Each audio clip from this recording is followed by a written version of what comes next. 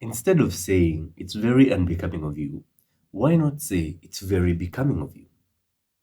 It's very unbecoming of you is a famous phrase that is thrown around in today's society as a sort of checker for whenever anyone is going off the societal approved scripts.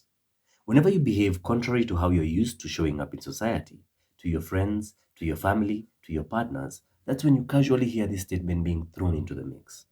For example, let's say you have repeatedly shown up as a calm and collected individual, and one day you get angry and you go off on someone, which is something you want to express because you're displeased. Guess what the closest to you will quickly retort? You got it right. It's very unbecoming of you. Or some statement or question that is meant to show you how off script you're going, and also in a way, it is meant to communicate their discomfort of you expressing a different version of yourself that they're not used to and most likely not ready to accept and deal with. So you see, when someone opens their mouth and utters those words, it's very unbecoming of you. It's less about you and it's more about them. It is subjective to a fault.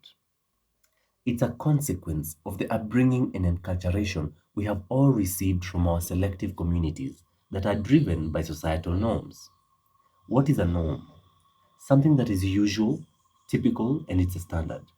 We have been programmed with norms that are so deeply ingrained in us that whenever we go off script, even when we are by ourselves, we end up experiencing great discomfort or unease within ourselves.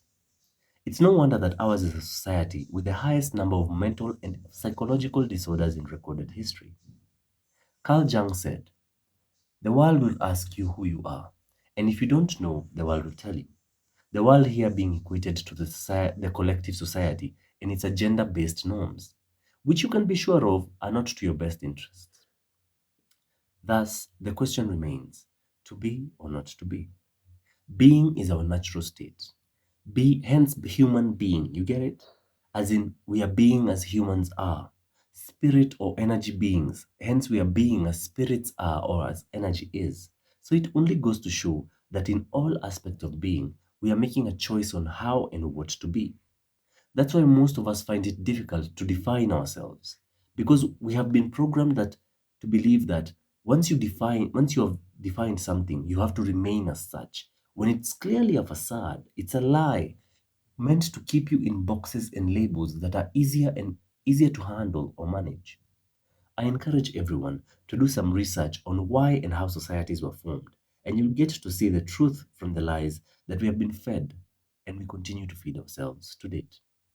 Understand and internalize that being is first and foremost a doing word. It's a verb, it's an action. This means that being is a progression. It's subject to change. It is the harbinger of change. It is change. Becoming then simply is the act of stepping into your being in every moment of every day. That's why when scientists say that change is a constant in our known universe, I believe them because I see it in everything, in myself, in others, in our world at large. So next time someone tells you that that's very unbecoming of you, take it as high praise and rejoice in the truth that you are remaining true to your being. For those of you that are starting out and are currently on the journey of knowing themselves and are having somewhat of a difficult time navigating this journey, I would recommend to begin with identifying what your core beliefs are, which are usually stemming from your childhood, upbringing, and life experiences. They make up 95% of your mind, and these core beliefs or subconscious programmings are what drive how you think, how you behave, and they literally dictate your choices in your life. You identify these core beliefs by using quality questions to interrogate different aspects of your life and taking necessary steps to making adjustments and changes in your life. It is a process of unlearning and relearning how to live a life that suits and serves you. I have been and continue to go down this path and have gone on to create content on unlearning and relearning certain behaviors on my social platforms like the Clock app and the Red app. I have linked the social links below and I hope to see you on the flip side. Cheers to being intentional about our becoming and everything that comes with it.